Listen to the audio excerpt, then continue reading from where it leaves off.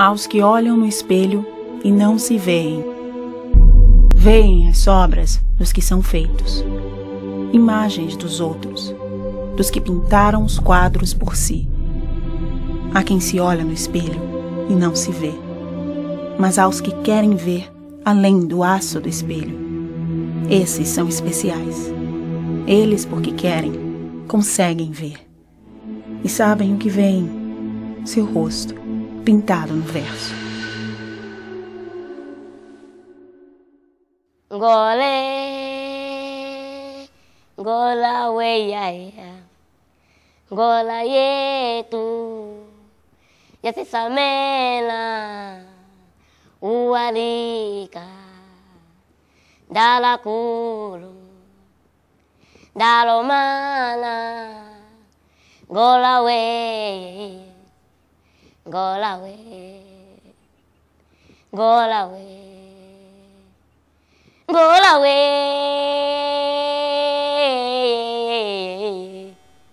go away, go away, go away, yeah, go away tu, ya se samela, uarika, dala kuru. Dalo mana, go away, go away. Conta-se que no princípio do mundo havia um grande espelho que separava o mundo natural do mundo espiritual. Não havia dúvida. Tudo que era verdade no mundo espiritual também era verdade do mundo natural. Mas todo cuidado era pouco, porque o espelho estava bem perto dos homens, bem perto de Deus. Maura era uma menina que morava nesse lugar e que pilava inhame o dia inteiro. A mãe sempre chamava atenção: Maura, cuidado com esse pilão. Maura, cuidado com essa mão de pilão. E um dia a Maura perdeu o equilíbrio e a mão de pilão tocou no grande espelho. O espelho se espatifou pelo mundo inteiro. Maura foi se desculpar com o Criador. Quando Maura chegou perto do Criador, a surpresa é que ele não estava zangado. Ele disse: Maura, da agora em diante, quem encontrar um pedaço de espelho no mundo vai encontrar apenas a sua verdade. E o mundo, para ser mundo, Maura, precisa de muitas verdades. Há quem diga que a palavra quer dizer terra quente, mas o nome deste continente tem sido inúmeras vezes escrito. Escrito e reescrito com fogo e sangue. Escrito e reescrito com músculos e lágrimas. Escrito e reescrito com a força da resistência. Precisa ser escrito hoje com as tintas da justiça. E o conhecimento e a verdade são formas de fazer justiça.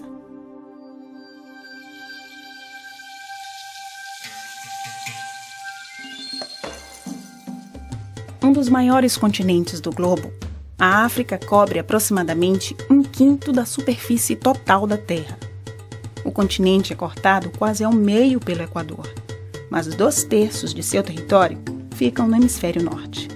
O continente é limitado ao norte pelo Mar Mediterrâneo, a leste pelo Mar Vermelho e Oceano Índico, ao sul pela afluência dos oceanos Atlântico e Índico, depois do Cabo da Boa Esperança, e a oeste pelo Oceano Atlântico. No nordeste, a África junta-se à Ásia pela Península do Sinai, no Canal de Suez.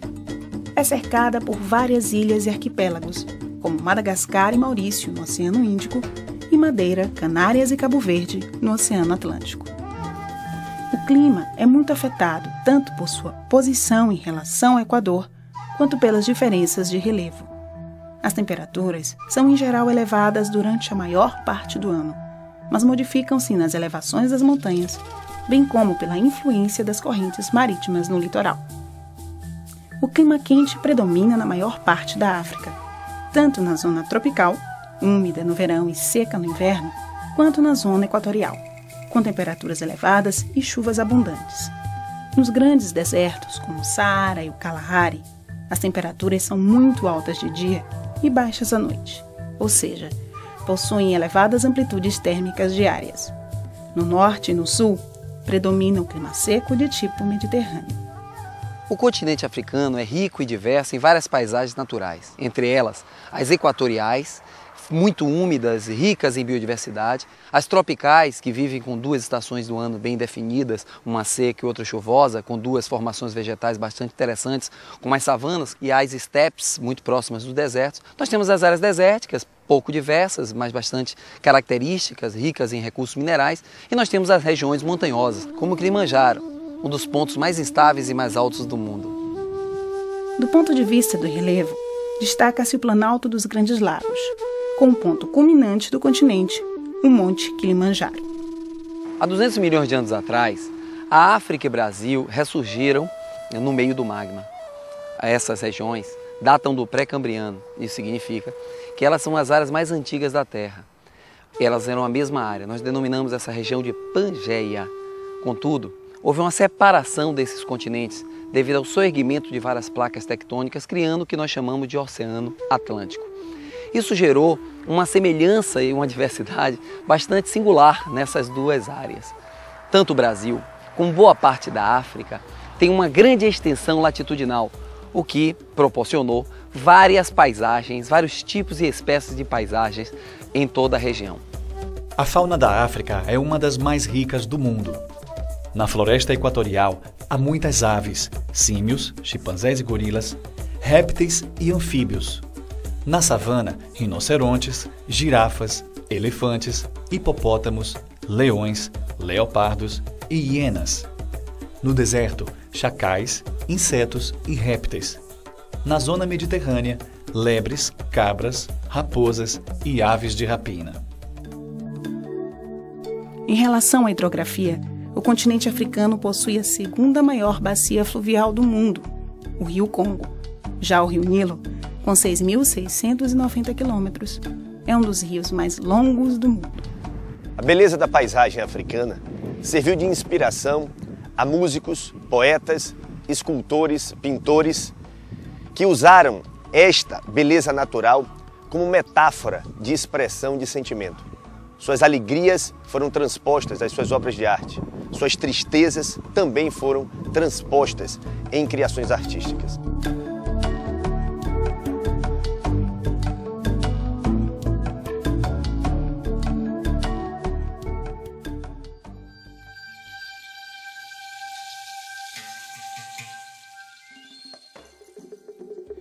Foi nessa diversidade de paisagens rica e exuberante que o homem surgiu. Aqui ele tomou o continente inteiro, dominou o continente africano. Os primeiros hominídeos daqui partiram para tomar a África, a Ásia e, finalmente, a América. O homem encontrou nestas condições biológicas espaço para evoluir e se espalhar pelo planeta. Os mais antigos fósseis de hominídeos foram encontrados na África e têm cerca de 5 milhões de anos. Foi a partir do continente africano que o homem se desenvolveu e povoou o mundo. A confirmação da teoria de que o homem moderno teve origem na África é um dos resultados mais recentes da parceria entre genética e arqueologia. Há 6 milhões de anos não havia homens. O próprio chimpanzé era recém-chegado no planeta, com menos de 1 milhão de anos de existência, o que é muito pouco em termos evolutivos. Apesar disso, já havia hominídeos, animais quase idênticos aos chimpanzés, mas com diferenças sutis. Uma delas é que eles podiam andar mais tempo de pé sobre as patas traseiras. Não eram homens, mas já estavam se transformando. Há uns 4 milhões de anos, o clima africano ficou seco e parte da floresta se transformou num capinzal, a savana. E os hominídeos continuaram a se adaptar, passando a andar cada vez mais sobre as patas traseiras.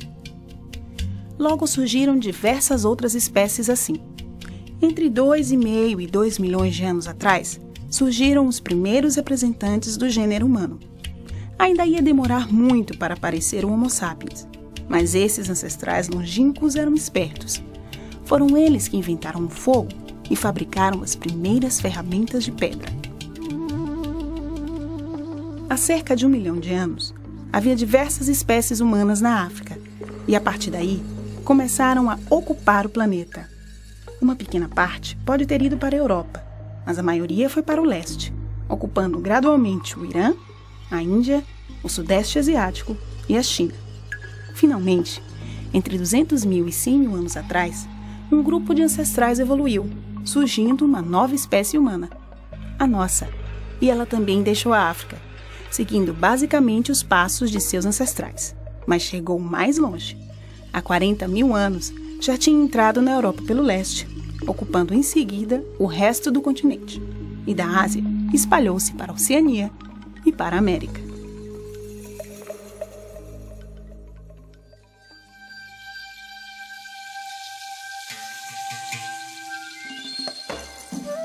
O Egito foi provavelmente o primeiro estado a constituir-se na África, há cerca de 5 mil anos. Mas muitos outros reinos ou cidades-estado foram sucedendo-se neste continente ao longo dos séculos. Além disso, a África foi, desde a antiguidade, procurada por povos de outros continentes que buscavam as suas riquezas, como sal e ouro. Existe uma tradicional e equivocada visão que uniformiza a população africana tanto étnica como culturalmente. O povo africano divide-se em vários grupos étnicos. Ao norte do Saara, do Marrocos ao Egito, vivem povos mediterrâneos. Ao sul do Saara, na chamada África Negra, os pigmeus da selva equatorial, os bosquímanos e hotentotes dos desertos e planaltos meridionais, os sudaneses das savanas e os grupos bantus da África Central e Austral. Falam-se cerca de 1000 línguas diferentes. Falam-se ainda o afrikaner, na África do Sul, o inglês, o francês e o português. Um estudo mais aprofundado da antropologia africana vai demonstrar que existe uma multiplicidade de povos, de culturas, de matrizes culturais. Na verdade, essa ideia homogeneizadora, ela é derrubada totalmente. Fica claro que esse é um conceito do colonizador. O colonizador colocou como num único amálgama vários povos, várias culturas, várias formações, várias matrizes diferenciadas.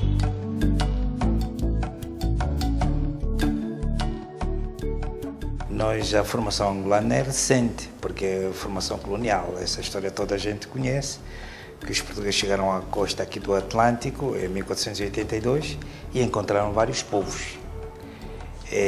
Aí encontraram organizações políticas, umas formadas em estados, outras em reinos. Já ouviram falar do reino do Congo, por exemplo, da Matamba, o reino de Kassange, o reino do Bailondo e vários. Portanto, havia aqui vários reinos, vários povos, e claro que esses reinos foram todos desmantelados pelo sistema colonial. Portanto, como não conseguiram resistir, claro, cada reino organizava-se por si e isoladamente não conseguiram resistir. E nessa altura os reinos foram submetidos. O que é que aconteceu? É que Portugal fez disto, formou o território que formou, que se chama Angola. Angola o que será? Angola é o resultado de vários reinos cortados a meio. Por exemplo, o reino do Congo, uma parte está na Bélgica, no Congo belga. Metade do reino do Quanyama está na Namíbia. Portanto, eles cortaram a régua na Conferência de Berlim e formaram o que se chama Angola II. É resultado de vários povos que existiam, de vários reinos, que deixaram de ter a sua expressão antiga, da ordem política antiga. E então passaram submetidos ao regime colonial, e aí começou a luta de resistência. Aí começou a luta de resistência dos povos contra o opressor. É exatamente nessa resistência onde se distingue vários heróis. Um dos heróis é a Rainha Ginga. A Rainha Ginga era, portanto, rainha do reino da Matamba. Ela é uma das grandes heroínas, para além de vários. Nós temos falado, por exemplo, de Cuico e do Bailondo. Temos falado, por exemplo, de Mandumbe, do Quanyama. Temos falado de vários. Portanto, cada reino resistiu à sua maneira, da forma que conseguiu. Esses reinos, esses heróis da resistência, nós somos resultado dessa resistência toda, que vem do tempo dos reis, resistindo contra o opressor porque nunca aceitaram a submissão. Quem foi estudante há cerca de 10, 20, 15, daí para trás, só aprendeu a história do ponto de vista dos eurodescendentes. Então toda a referência que nós temos de heróis, de figuras simbólicas e por aí vai, aquilo que é o cimento, né, do orgulho de um povo, de um segmento, de uma etnia, todas essas referências eram ligadas à parcela branca da formação do povo brasileiro. Portanto, os portugueses pensaram que tinham conseguido, tinham derrotado, mas o poder político estava lá dentro, sempre a lutar. Lutaram os nossos heróis, os nossos reis, lutaram com katanas, lutaram com paus, lutaram com as armas que conseguiram comprar dos comerciantes portugueses. São exatamente os seus filhos que vão assumir outra posição. E os seus netos, que depois, quando vão para a escola, vão para os seminários, vão aprenderam do passado e então criaram nova consciência. Já não é o reino da Matamba que lutou sozinho, ou o reino do Bailundo, mas são então os descendentes que já pensavam como angolanos. São estes que então, em 1961, agarram perfeitamente nas armas e lutam e entram na luta da libertação nacional. Este é o resultado da Angola. Angola, portanto, é o que é. Angola é a continuidade dos reinos dos nossos antepassados. Angola, nós somos o produto dos nossos antepassados. A atual divisão territorial da África, no entanto, é muito recente, de meados do século XX, e resultou da descolonização europeia.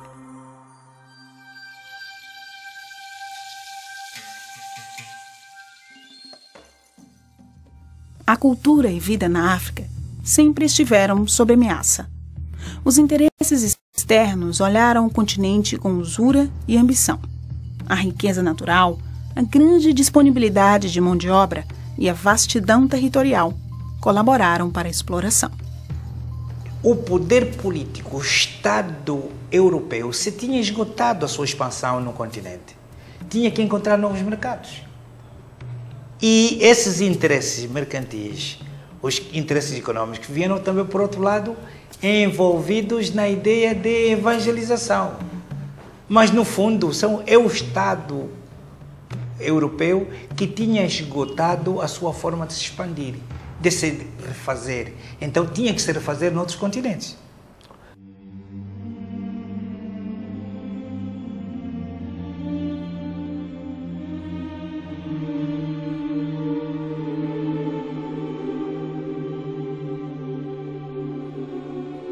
Nós estamos no Museu Nacional da Escravatura em Angola. Esse museu tem como objetivo fazer um registro, preservar a memória do que foi a grande transferência de mão de obra africana para as Américas. A proposta desse museu é manter viva a memória do início da grande diáspora africana, que levou à escravidão milhões de seres humanos. Daqui desse porto, como de diversos outros portos da África, milhares de pessoas foram levadas, arrancadas, tiradas dos seus lares, das suas famílias, foram coisificadas em navios tumbeiros maltratadas. Estima-se que 11 milhões de africanos tenham sido levados para a América. Desses 11 milhões de seres humanos coisificados, 5 milhões é bem provável que tenham aportado nos nossos portos no Brasil. Meu avô saiu daqui, foi transportado daqui. O meu avô foi para o Brasil, foi para o Chile, foi para os países latino-americanos. Portanto, meu avô sofreu tanto ele sofreu, para eu continuar a sofrer. Não, senhor, alguma coisa tem que mudar. Não, senhor. Meu avô sofreu muito, escravo, da partir daqui. Meu Deus, Deus que é tão poderoso, tão bom, como é que Deus admitiu uma coisa dessa? escravatura. Deus fez o branco, o mulato e o preto. Como é que só o preto é que foi escravo?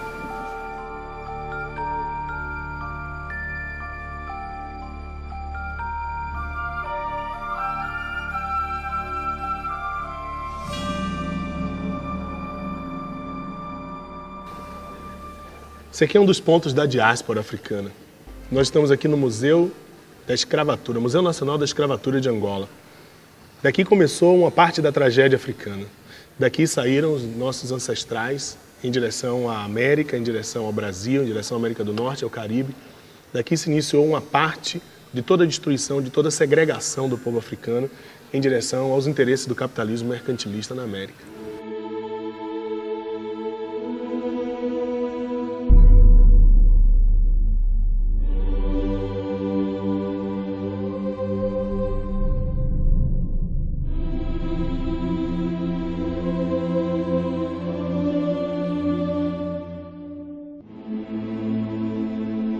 Mão de obra escrava foi a primeira. Havia a chamada, em todas as sociedades, a escravatura doméstica. Praticava-se nos nossos reinos, mas da comercial não. E exatamente nos interesses comerciais dos portugueses que se cria esta escravatura comercial, aquela que foi a maior sangria das nossas sociedades. Porque por causa disso, então os nossos filhos, os nossos antepassados, foram transportados em grandes quantidades, sobretudo para a América Latina, sobretudo para o Brasil. Daqui da enseada de Benfica, saíram os escaleres que levavam até os navios negreiros uma imensa massa humana. A escravidão pré-colonial abriu espaço para a escravidão colonial. Os interesses do mercantilismo conduziram milhares e milhares, milhões de pessoas para as terras da América. O negro foi o único que aqui chegou, o único povo que aqui chegou sem ter escolhido, sem ter feito esta opção. Veio na condição de mercadoria. E que nesse regime, milhões de negros foram assassinados. Muitos não chegavam nem a atravessar o mar e chegar ao continente, porque morriam nos próprios navios. E para os que ficaram, o tráfico e o colonialismo geraram a desestruturação da base econômica, produtiva e social, promovendo sofrimento e dor para os dois lados do Atlântico.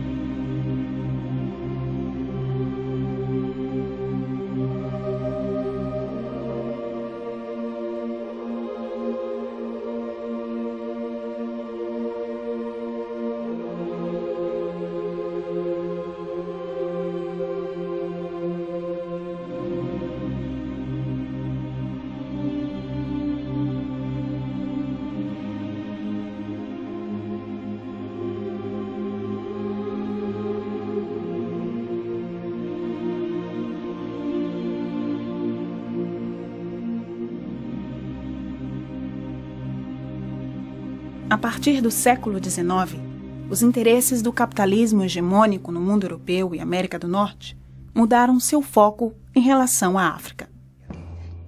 Os efeitos do neocolonialismo foram devastadores para o equilíbrio étnico das populações nativas. Populações em convivência harmônica ou com suas tensões mantidas por séculos foram alterados em sua ordem a partir dos interesses dos colonizadores. As consequências do neocolonialismo e principalmente de um processo de descolonização feito a partir dos interesses europeus, as implicações da Guerra Fria e do capitalismo estadunidense em expansão determinaram conflitos étnicos e tribais desastrosos para um continente já ferido pela exploração imperialista.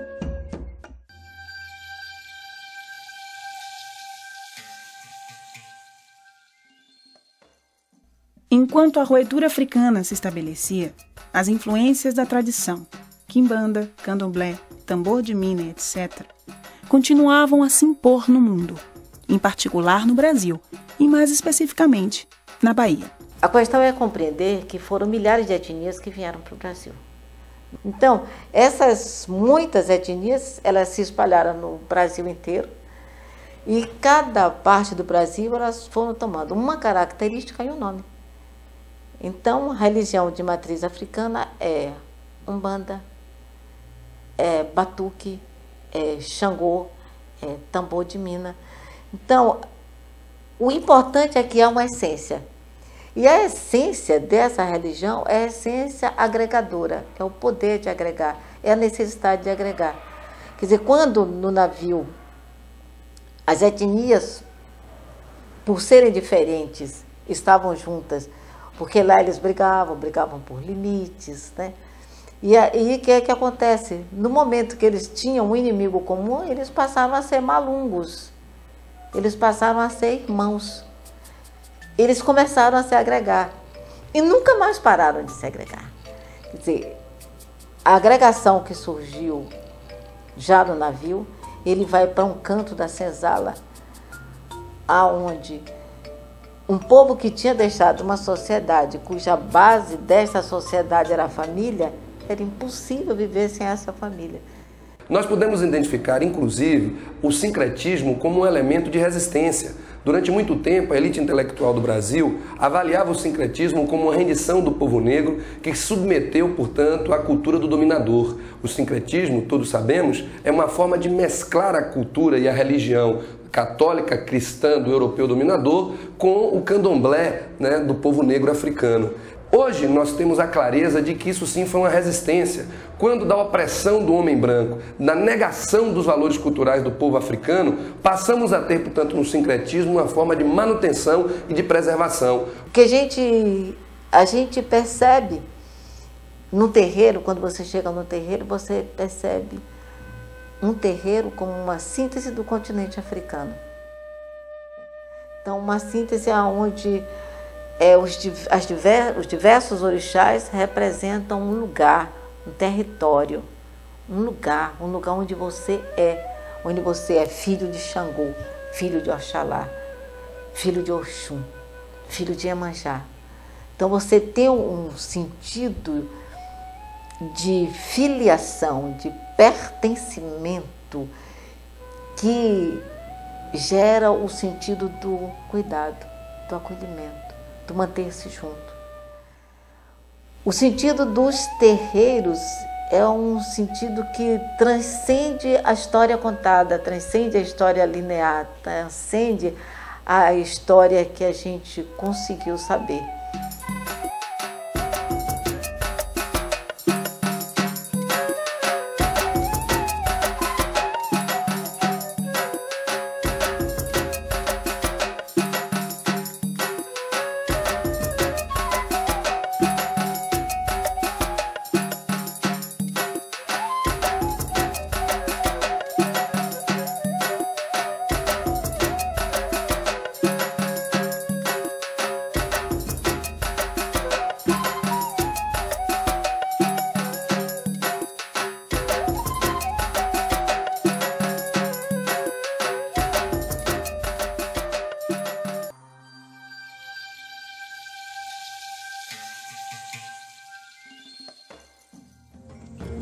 Hoje, apesar de se registrarem atualmente na África muitos conflitos de caráter político, como o da Costa do Marfim, Sudão, entre outros, e muitos países vivendo em situações de instabilidade, pode-se dizer que a maioria dos países do continente possuem governos democraticamente eleitos, apesar de algumas exceções.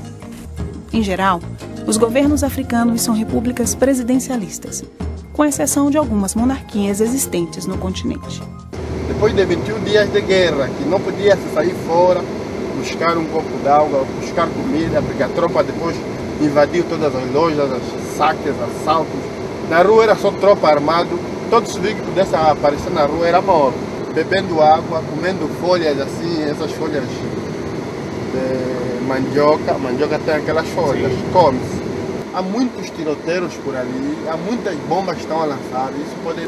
A cidade estava dividida, ultimamente. Ele empelado de um lado, empelado de um lado, Bonita do outro lado.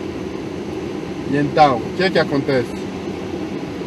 Os da UNITA mandavam bombas controladas do MPLA. O MPLA mandava bombas controladas. Então, este meio não tinha ninguém. A população estava misturada. Com a tropa aqui, outros misturados com a outra tropa aqui. Então, nós estávamos deste lado. Eu e o meu primo, no lado do MPLA, com o intuito de sair daqui, irmos deste lado, onde está a família. Era disparo em todo lado, bomba. Tinha gente morta nas ruas, assim? Muita gente, muita gente já que apodrecendo assim na rua, os cães comiam. E eu disse que então convém você sair muito cedo, talvez 4 da madrugada, assim de manhã, para ver se você consegue passar, porque é a hora em que o tiroteio e as bombas estão mais ou menos calmos. Aí concordamos, nos abraçamos, boa sorte, tá? E você vai, eu depois, com aquela altura, eu te acompanho. Ele pegou uma pastinha, onde tinha 2 camisas dele, 2 calças e um chinelo. E ali ele partiu. Aquilo eram 3 horas da manhã, muito cedo. Ele usou aqueles caminhos mais estreitos para ver se ele pudesse, contra a mata, assim, para ver se ele conseguisse então chegar no bairro. Mas naquele dia também eles acharam que o bombardeamento tinha que iniciar cedo porque eles, dia antes, tinham perdido um espaço. Então naquele dia eles iniciam o bombardeamento muito cedo e ele cai naquele bombardeamento, esse meu primo. Mas pelo sítio onde nós viemos lhe tirar, estava quase a chegar no bairro. Por um pouco ia chegar no bairro. Então bateu uma bomba assim em frente dele, talvez a 50 metros. Mas foi uma bomba em que os telhaços têm a radiação de 200 metros. Sim. Assim que a bomba bateu, os telhaços saiu, então rachou essa parte aqui, sim. E ele caiu ali. Morreu ali. Morreu ali.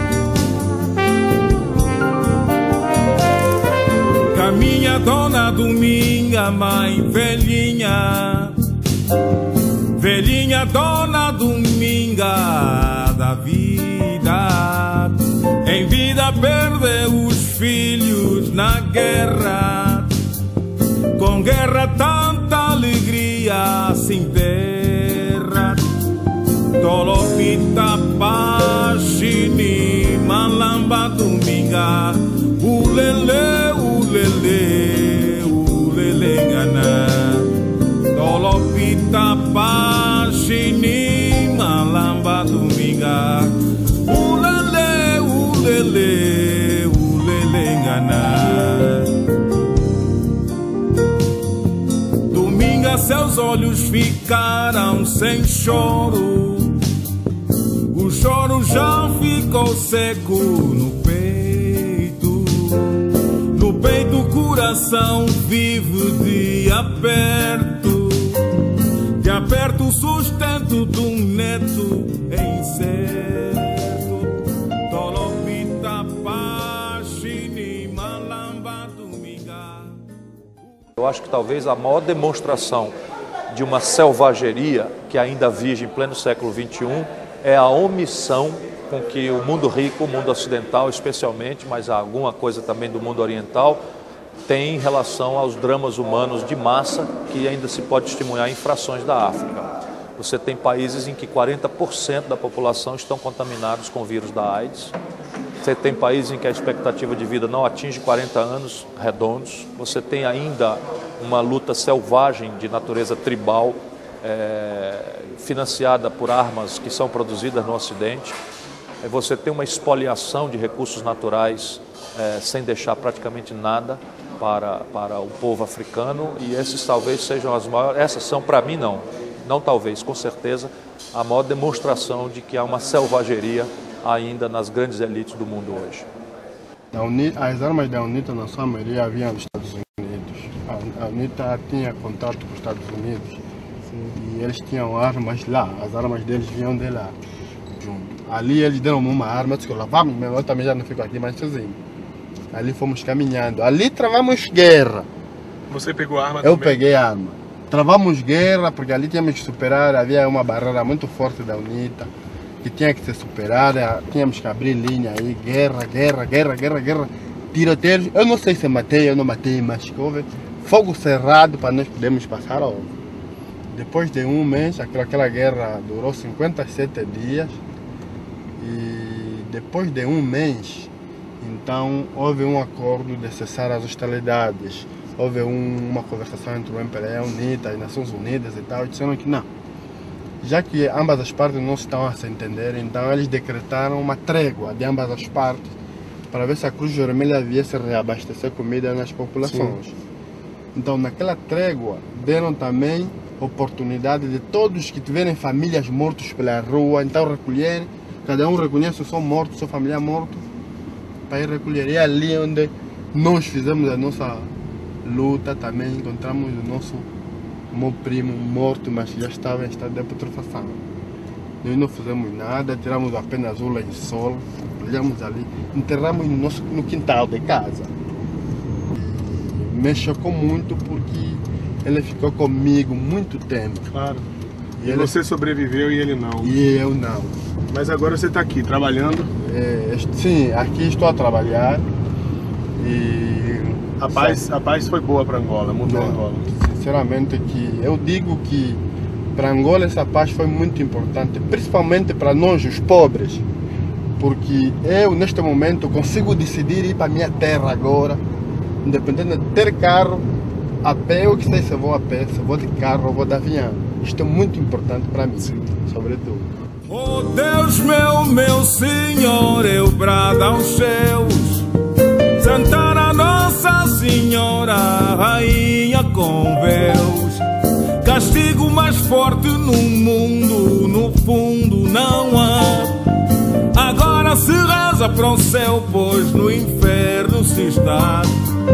Tolopita, Pachini, Malamba, Dominga.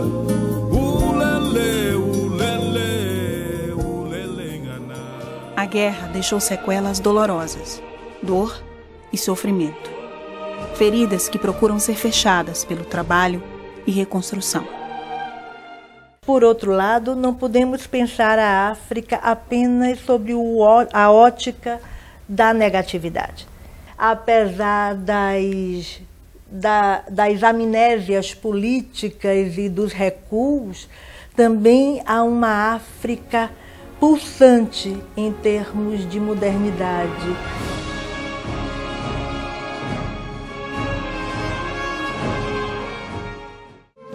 Superados os conflitos que avassalaram e avassalam a África ainda hoje, nesse período pós-descolonização, o povo africano busca os seus próprios caminhos, caminhos para construir-se e reconstruir-se.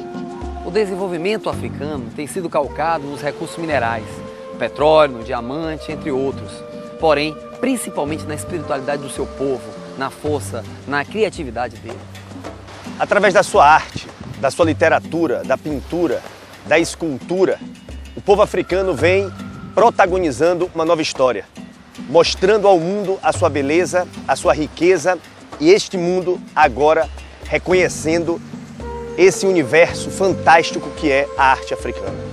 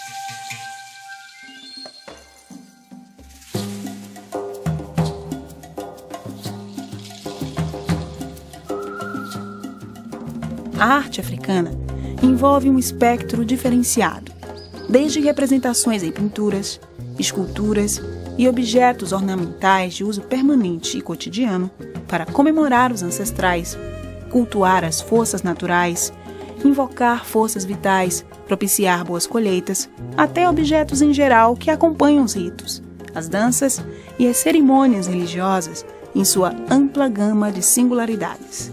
Só no começo do século XX, historiadores, etnólogos e especialistas começaram a se interessar pela produção estética africana.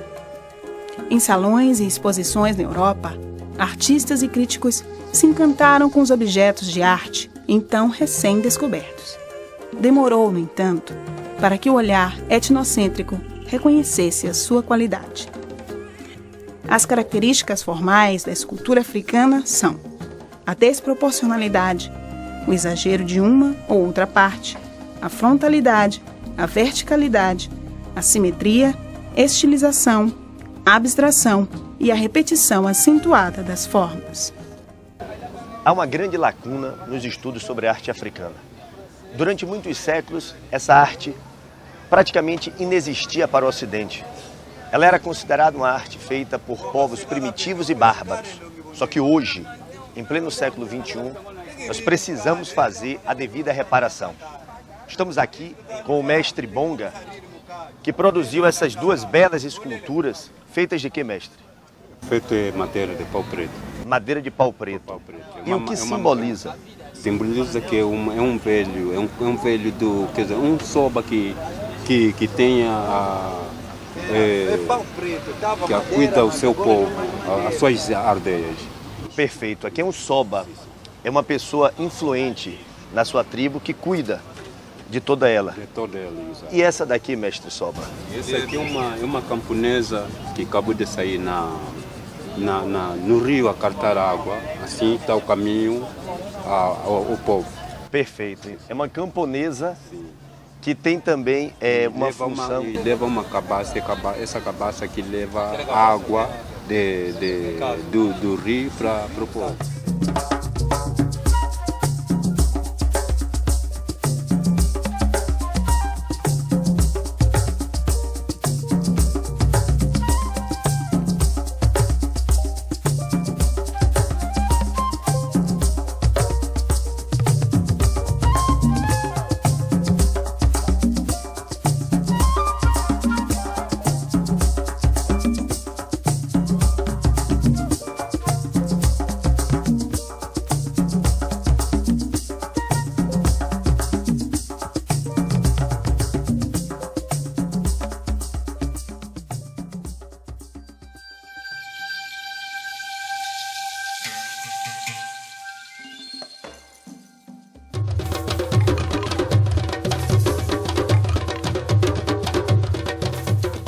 Quando falamos de música africana e de suas revoluções, após a diáspora negra para o continente americano, o caráter percussivo dos instrumentos e a síncope rítmica, por exemplo, vem imediatamente à cabeça. A improvisação, a variação timbrística e o padrão canto e resposta da música vocal africana também pertencem à herança negra na música dos Estados Unidos e se disseminaram com força maior, talvez, também na música latino-americana. A África, a música africana, acho que tem muito a dar a conhecer ao povo do Brasil. A música tem sido um veículo importantíssimo de transmissão de conhecimentos, de cultura. Eu preocupava-me em ouvir a nossa música. E eu aí me percebo mais que a nossa música era bonita e que se ela fosse bem trabalhada podia ganhar outros espaços, outras audiências. Posso destacar, por exemplo, a canção Umbi Umbi, que foi gravada em primeira mão pelo Djavan. É um pássaro, fala de um pássaro, Umbi Umbi, que na zona centro-sul de Angola, sempre que ela aparece, dá indicação aos camponeses de que as chuvas estão quase a cair. E então os camponeses exultam de alegria, porque sabem que tudo aquilo que plantaram vai crescer. Já cantei várias vezes enfim, no Carnaval, com Margarete Menezes, com o Cortejo Afro, com Timbalada.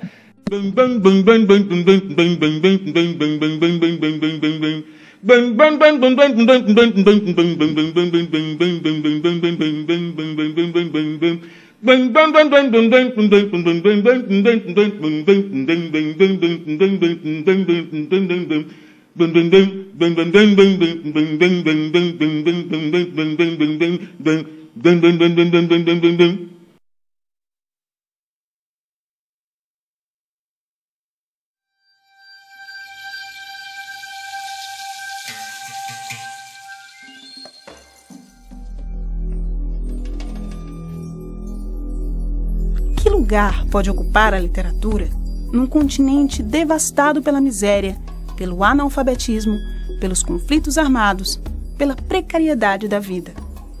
Se nos deixarmos levar pela lógica das estatísticas, temos de assinalar que, de fato, a atividade literária na África não supera a marca do traço.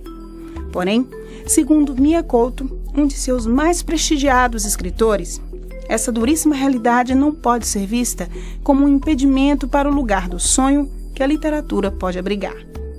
Aos escritores cabe, portanto, encarar como um desafio o ato de escrever num quadro atravessado por tão duras contradições.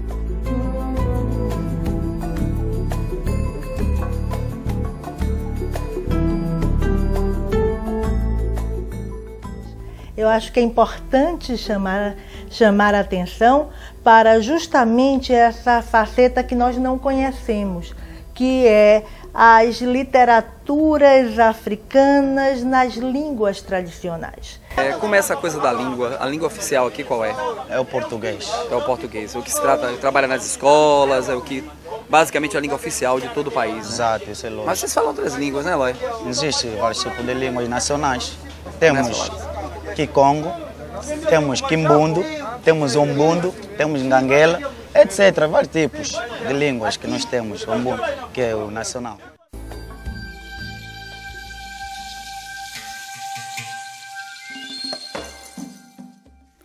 Este continente cinematográfico, encantador e encantado, a África, tanto tradicional quanto moderna, é um mundo variado e diverso.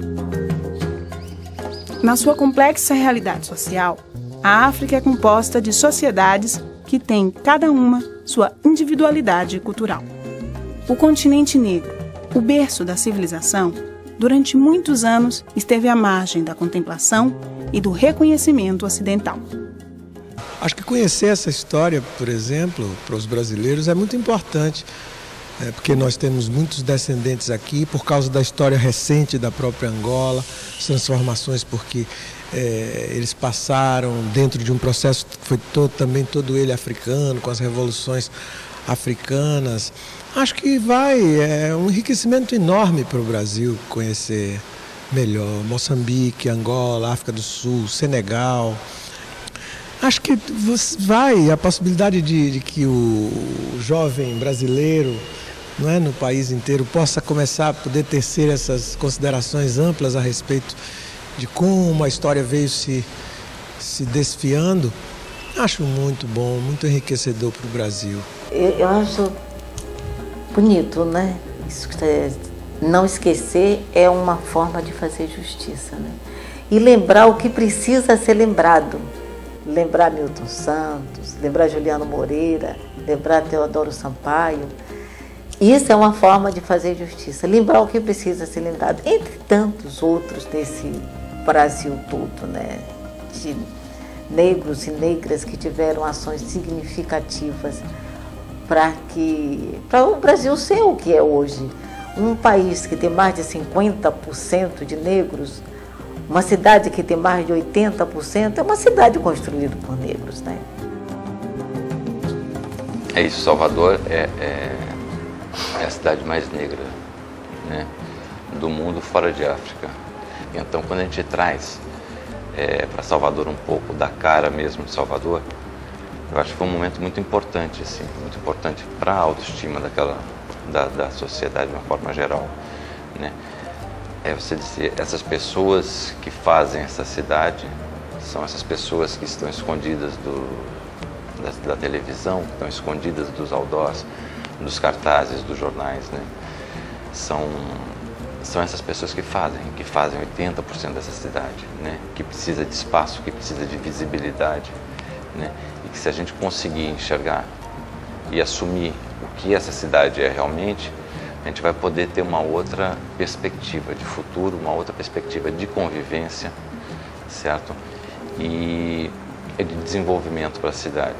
Eu acredito, quer dizer, o caminho de Salvador, ele passa necessariamente por se assumir na sua condição de afrodescendente. Eu quando cheguei à Bahia, eu senti como se estivesse aqui em Luanda. A paisagem, a fisionomia das pessoas, me pareceram muitas pessoas que eu conheço aqui, os cheiros, a comida, enfim, tanta semelhança, não é, com Angola, com Luanda. Luanda e Bahia são mesmo duas cidades irmãs. O que significa que é preciso nós, agora, já que falei do passado dos os angolanos daqui de dentro e os angolanos de fora, e é preciso, por isso mesmo, nós encontrarmos esse laço que nos liga, que no fundo o sistema colonial foi, afinal, estrangeiro. Temos que nos sentir.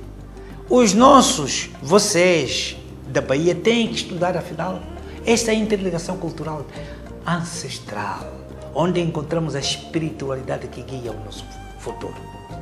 E é aí onde deve sentar, eu repito, onde deve sentar o poder político. O poder político do Brasil, o poder político angolano tem que assentar esta base cultural. Porque o que a gente precisa é que o brasileiro entenda isso, de onde é que ele veio. Porque como a África, o Brasil também passou por colonização. E os portugueses impuseram algumas verdades que não são as verdades. Quer dizer, nossa raiz é uma raiz índia, é uma raiz europeia também, mas é uma raiz africana. E o brasileiro, o jovem brasileiro, ele precisa saber disso. Ele precisa entender de que ele é africano. Ele presta isso aqui, ele precisa se olhar no espelho e ver isso aqui, ó.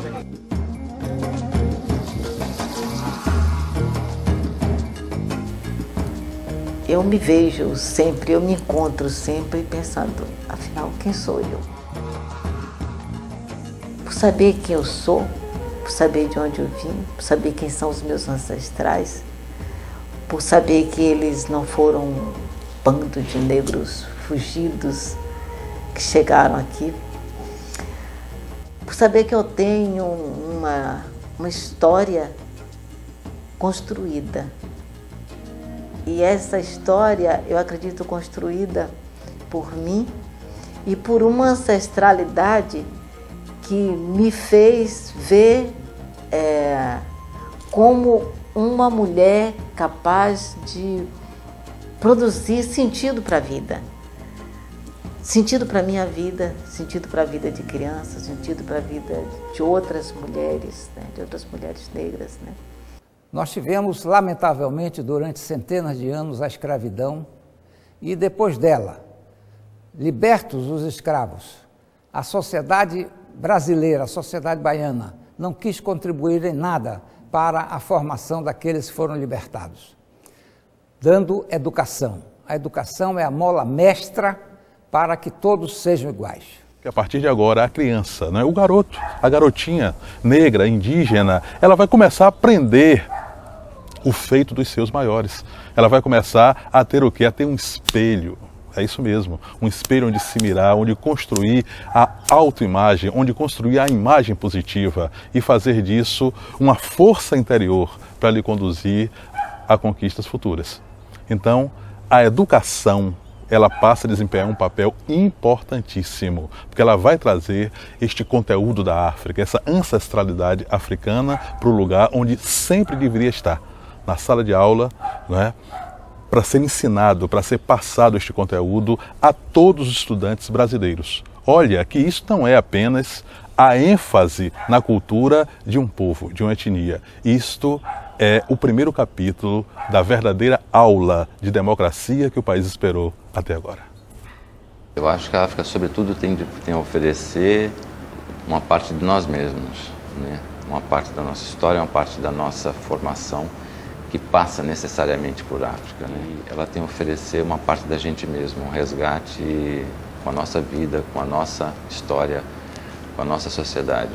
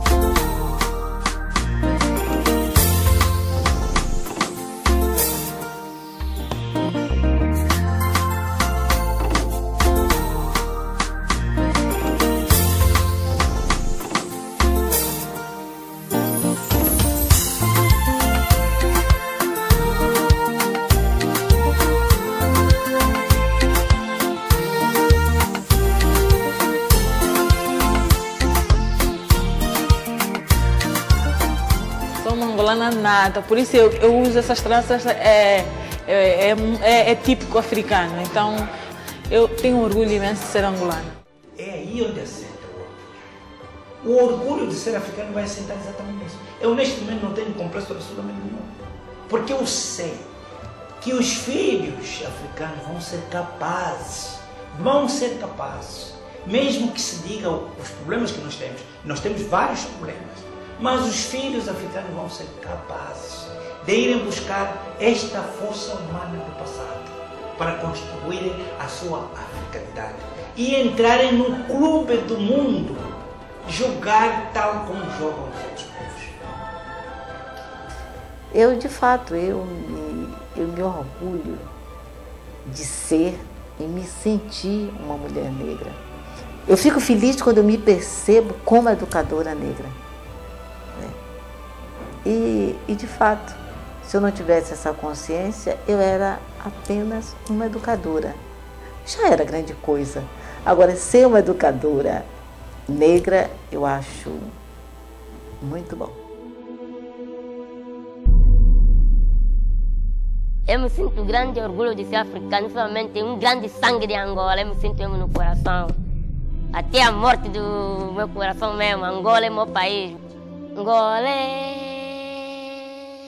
Angola weya, Angola yetu, yasisamela, ualika, dalakulu, dalomana, Angola weya, Angola weya, Angola weya, Angola weya.